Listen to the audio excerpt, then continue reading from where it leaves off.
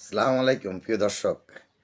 ৫ই আগস্টের আগে মনে করেন দাবি দাওয়া নিয়ে যদি কোনো ধরনের কর্মসূচি থাকতো তাহলে মনে করেন বিভিন্ন দলের নেতা কর্মীরা রাত্রে বাসায় ঘরে ঘুমাতে পারতো না।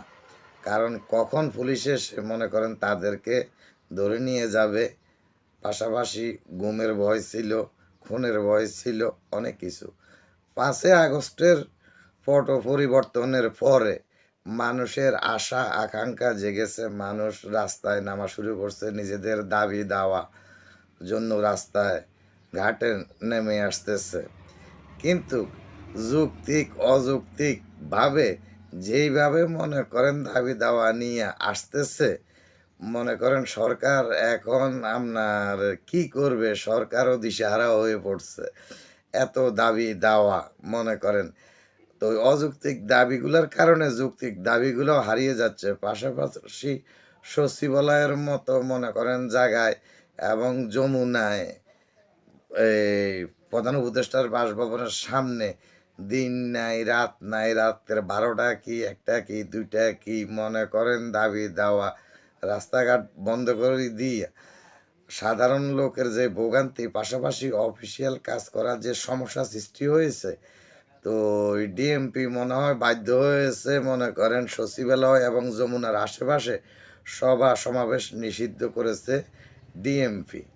মনে করেন এই যে সমাবেশ নিষিদ্ধ করেছে, এতে তো আমাদেরই ক্ষতি হয়েছে। পাশাপাশি এগুলা নিষিদ্ধ করার পিছনে আমি মনে করি আমরাই দায়ী।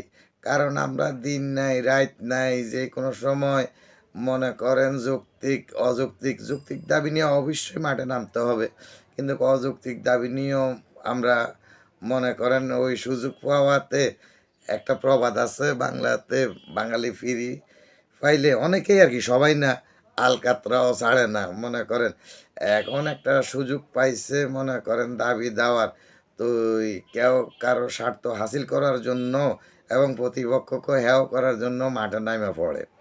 তো এইগুলো তো ঠিক না। এখন মনে করেন আপনার এই যে এগুলো বন্ধ হইল, তো এখন যৌক্তিক দাবি যারা করে তারাও তো বঞ্চিত হইতেছে। তা আমাদের মনে করেন আরও সতর্ক হওয়া দরকার। যৌক্তিক দাবিগুলা নিয়ে মনে করেন আপনার যেখানে করলে সমস্যা সৃষ্টি হবে না, ওখানে ওগুলা করা দরকার, এবং বুঝতে হবে এই সরকার কতটুকু বাস্তবায়ন করার ক্ষমতা রাখে, সেগুলোও লক্ষ্য করতে হবে। কারণ এই সরকার তো আপনার মনে করেন অন্তর্বর্তীকালীন সরকার, সব দাবি দাওয়া মানি নেওয়ার মতো ক্ষমতা এই সরকারের আছে কি না, এই জিনিসগুলো বুঝতে হবে। ধন্যবাদ সকলকে।